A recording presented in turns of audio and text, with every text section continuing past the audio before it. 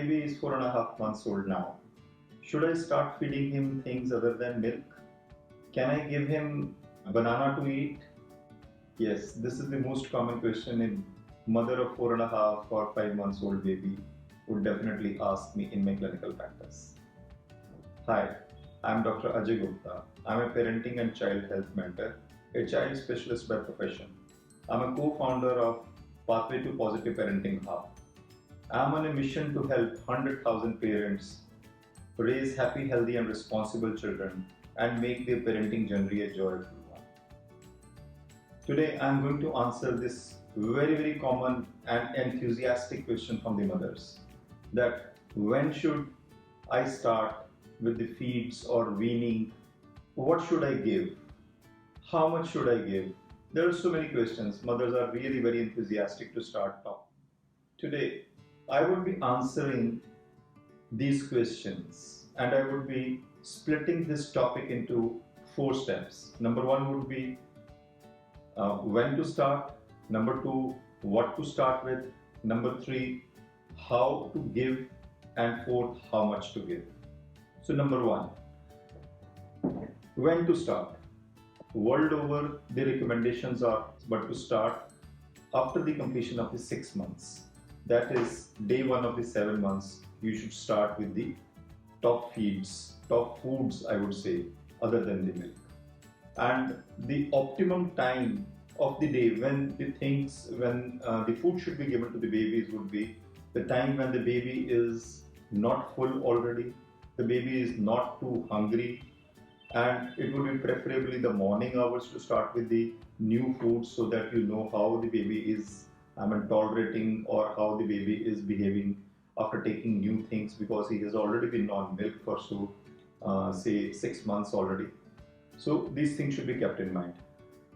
Fourthly, you should see that the baby is happy and comfortable at the point of time when you are starting. If the baby is already cranky, already full, or too hungry, baby is not in a comfortable position, and that time doesn't accept the things very well.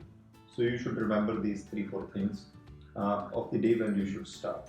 Second is what to start. Initially, you can give the traditional local food to the baby.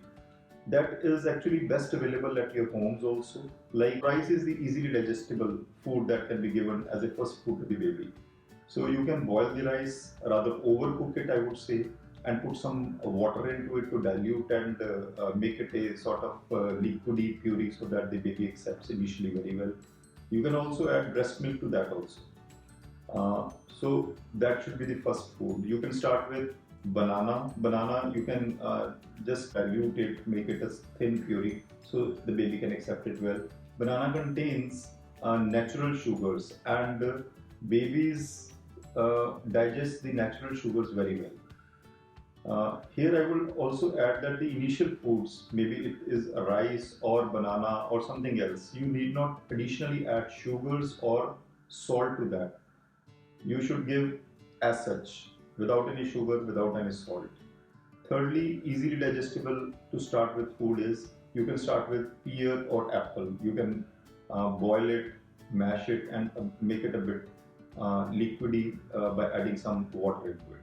All these things would make easily digestible initial foods to start with.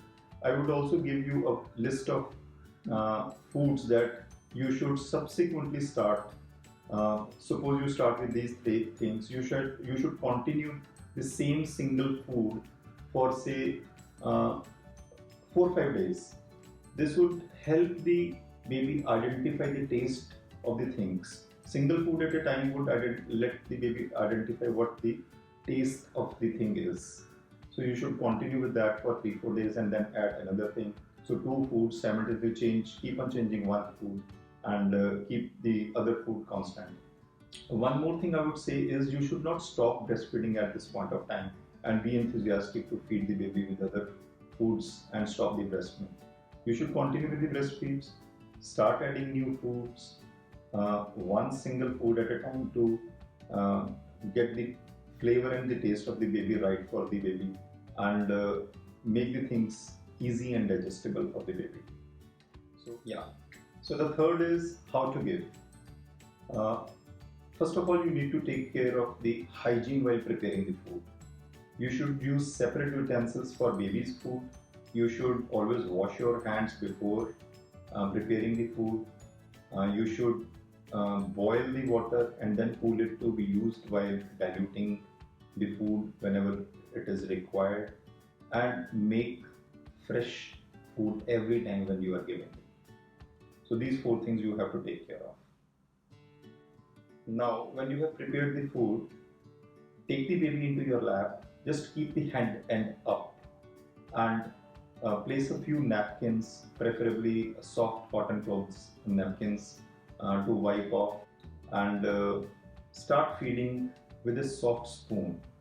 Initially, you can just give a chance to dip your fingers. Obviously, before that, you have to wash your hands and put it into the mouth of the baby to just give him a taste of the things and prepare him that something new is coming. Right? The food should be optimally warm, I would say. It should not be hot, it should not be cold. You have to take care of that. I would prefer to just put a drop of prepared food on the back of your palm so that you can just judge that the food is not too hot. That precaution you have to take. I would say that you have to be patient. You cannot hurry down. You cannot make it fast. Baby is to take it at its own pace. You may have to give 10 to 15 tries before actually he understands for the first time that something new is coming. So don't be in a haste, be patient. Fourth one is how much to give. This is my favorite point to be discussed every time, because mothers are so enthusiastic and so emotional to feed their babies. They do not know how much to give and when to stop. So I would advise you that you need to take the signals that baby is sending you, that the baby's tummy is full. If you realize that baby's tummy is just the size of the fist of the baby, not your fist, baby's fist, so it is very small, so you have to give that much quantity to the baby because it's going to expand when it goes to the tummy of the baby also. So when the baby gives signals to stop, you stop. The signals can be the baby may refuse to take the food, he may shut his mouth, may spit even, and push you also. Don't ignore these signals. Stop when the baby is signaling you, and don't be tempted to give the last spoon or maybe to finish off your katori. In the end, to close, I would suggest three things to you. Number one, go slow and be patient. Number two, don't be tempted to give another spoon. Number three,